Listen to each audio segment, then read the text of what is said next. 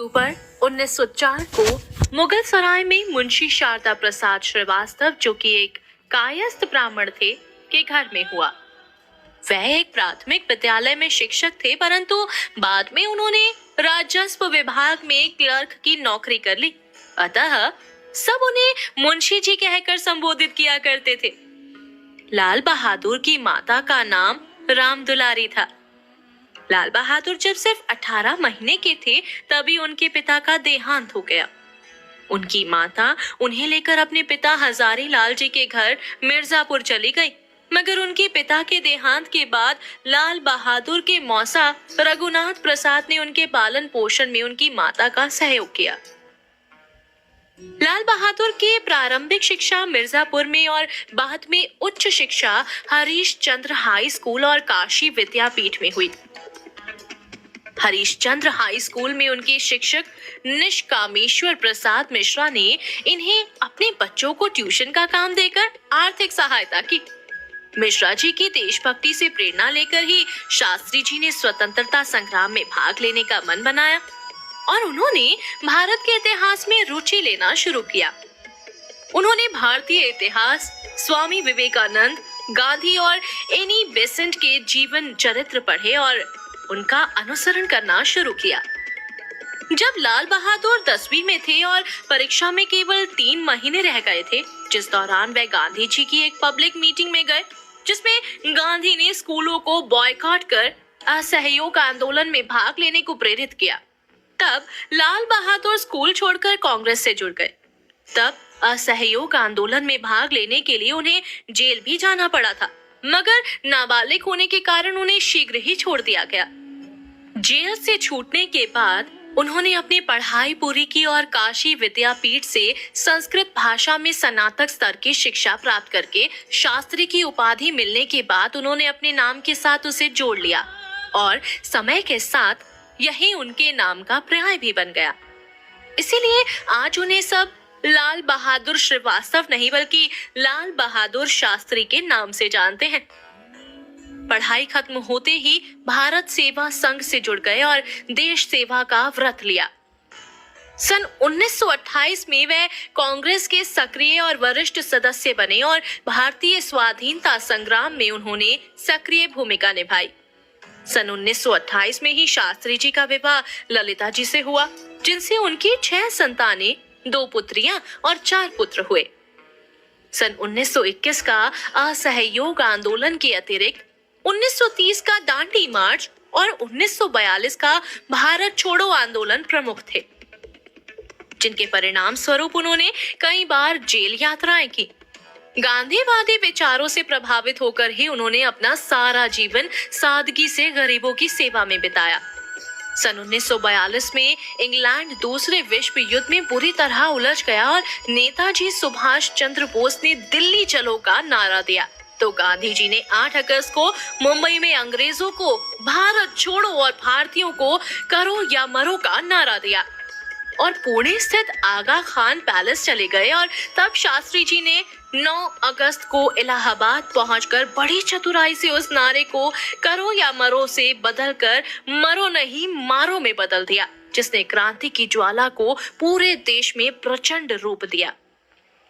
शास्त्री जी के राजनीतिक मार्गदर्शकों में पुरुषोत्तम दास टंडन, गोविंद वल्लभ पंत और जवाहरलाल नेहरू प्रमुख नाम थे। सन 1929 में पुरुषोत्तम दास टंडन के साथ भारत सेवा संघ की इकाई के सचिव बने।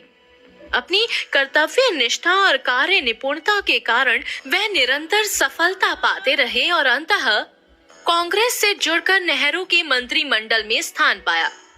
भारत की स्वतंत्रता के पश्चात शास्त्री जी को उत्तर प्रदेश के संसदीय सचिव के पद पर नियुक्त किया गया और उसके बाद गोविंद वल्लभ पंत, जो उस समय मुख्यमंत्री के नेतृत्व में पुलिस एवं परिवहन मंत्री का भार संभाला। परिवहन मंत्री के तौर पर महिला कंडक्टर्स की नियुक्ति करके शास्त्री जी ने एक नई और क्रांतिकारी पहल की थी। सन 1947 में जब भारत में सांप्रदायिकता अपने चरम पर थी, तब दंगाइयों को रोकने के लिए लाठी चार्ज की बजाय वाटर जेट्स का प्रयोग करने का आदेश दिया।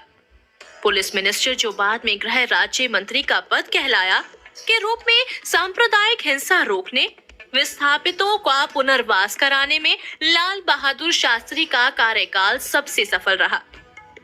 सन 1951 में जब नेहरू प्रधानमंत्री थे, शास्त्री जी राष्ट्रीय कांग्रेस के सचिव बने। कांग्रेस में उम्मीदवारों का चयन और प्रचार की दिशा और चुनाव के लिए प्रबंधन वे स्वयं देखते थे। कांग्रेस की सफलता में शास्त्री जी का अहम योगदान था। उनकी सत्यनिष्ठा और सादगी के कारण वे जनमानस के प्रिय थे। सन 1952 में विधानसभा चुनाव में उन्होंने सौराव और फूलपुर जिलों से जीतकर अभूतपूर्व सफलता प्राप्त की थी। ऐसा माना जाता था कि शास्त्री जी यूपी के गृह राज्य मंत्री का कार्यभार संभालते रहेंगे, मगर नेहरू ने उन्हें दिल्ली बुला लिया। तब 13 मई 1952 को शास्त्री जी स्वतंत्र भारत के पहले रेल मंत्री बने। कहते हैं उन्होंने कभी अपनी माता को यह नहीं बताया कि वह रेल मंत्री हैं।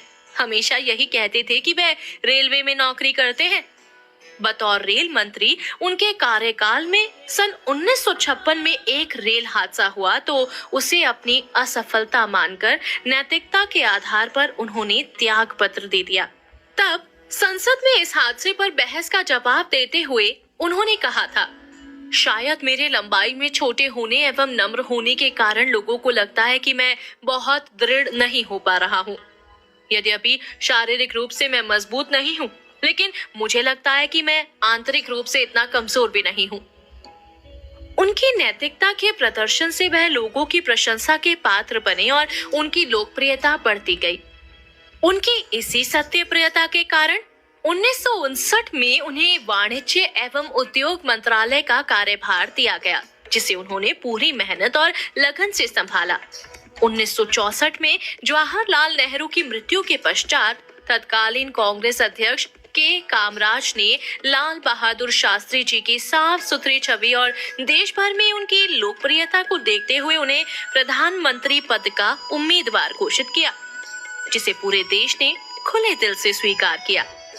प्रधानमंत्री के तौर पर 11 जून 1964 में अपने प्रथम भाषण में उन्होंने कहा, हर देश में कभी न कभी वह समय आता है जब वहाँ के लोग इतिहास और भविष्य के दौराहे पर खड़े होते हैं और यह तय करना कठिन होता है कि वह किस ओर जाए। मगर हमारे लिए यह निर्णय लेना ना तो दुविधापूर्ण है और ना ही कठिन, क्योंकि हमें दाएं बाएं नहीं, बस सीधी राह पर चलना है। हमें एक स्वस्थ समाजवादी लोकतंत्र की स्थापना करनी है, जहां सभी स्वतंत्र और संपन्न जीवन जी सके तथा विश्व के अन्य देशों के साथ सौहार्दपूर्ण संबंध स्थापित करें। उनके मंत्रिमंडल में इंदिरा गांधी सूचना एवं प्रसारण मंत्री और गुलजारी लाल नंदा गृह मंत्री थे। शास्त्री जी ने हमेशा प्रधानमंत्री पद की गरिमा का ध्यान रखा और अनुचित लाभ नहीं उठाया। कहते हैं एक बार उनके बेटे ने उनकी सरकारी कार निजी काम के लिए प्रयोग कर ली। तब उन्होंने मीटर जांच कर पेट्रोल के पैसे सरकारी खजाने में जमा करवा दिए। उनके इन्हीं आदर्शों के कारण लोग उन्हें छोटे कद का बड़ा आदमी कहते थे। प्रधानमंत्री के तौर पर शास्त्री जी का कार्यकाल बहुत कम मगर सशक्त नेतृत्व वाला रहा। आर्थिक क्षेत्र में भी उन्होंने कुछ बेहतरीन निर्णय जैसे कि दुग्ध क्रांति यानी कि व्हाइट रेवोल्यूशन की शुरुआत की। आज भारत का सबसे बड़ा और उन्नत दुग्ध उत्पादक अमूल को सरकारी सहायता देकर कोऑपरेटिव बनाया और नेशनल डेयरी डेवलपमेंट बोर्ड की स्थापना की। उनके महत्वपूर्ण निर्णय आज भी देश का आर्थिक संबल प्रदान करते हैं।